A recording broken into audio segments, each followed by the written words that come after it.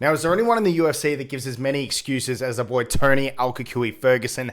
As you all know, the guy's not on a great run lately, and he's just come out on his Instagram account and he's touched on the fact that before he fought Paddy Pimblett that he tore his MCL leading up to his bout at UFC 296. Now, I have no doubt that this is a legitimate injury, but it just adds to the excuses that Tony Ferguson has and the absolute delusion about where he sits in his UFC career so far. So we're just going to take a quick look at this post here and just have a look at what he said. A week before Thanksgiving, I fucked my shit up during a practice session, MCL tear. I kept it to myself and put it behind me till after the fight. And he goes on to say that he trained like no one knew. And he said the shit hurt, good 3 weeks before the fight, blah, blah, blah, blah, blah.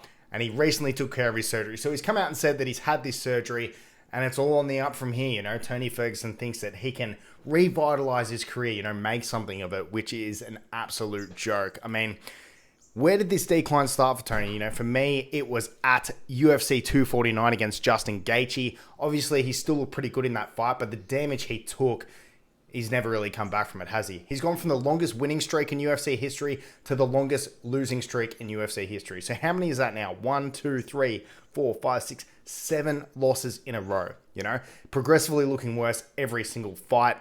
And I really do worry. I really do worry about where he's going to be after his career ends. Obviously, fighting is something that's really, really important to him, for his mental health. Just doesn't look like it's heading in a positive direction. And we haven't really heard any news from the UFC, of whether Tony Ferguson will actually be fighting again, who will be fighting against, but time will actually tell what's next for Tony Ferguson.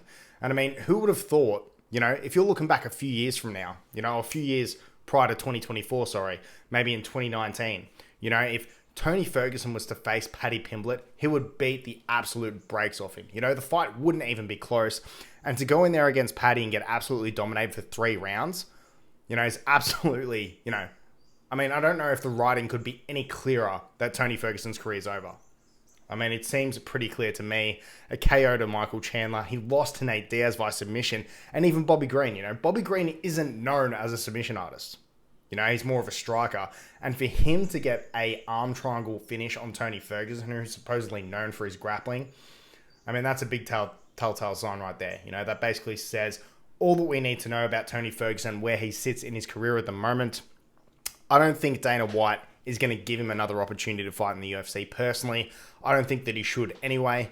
But it does remain to be seen if, Dana obviously says to Tony, look, your career's kind of over. See you later. I do worry that Tony Ferguson will go to something like, bare knuckle fighting and continue fighting anyway, despite the fact, he should have ended his career 3 or 4 years ago. But let me know what you guys think of this, about Tony Ferguson's mindset, of where he's at the moment, and who you think he's going to fight next, if at all. And if you guys do like this sort of content, make sure to subscribe. Take care.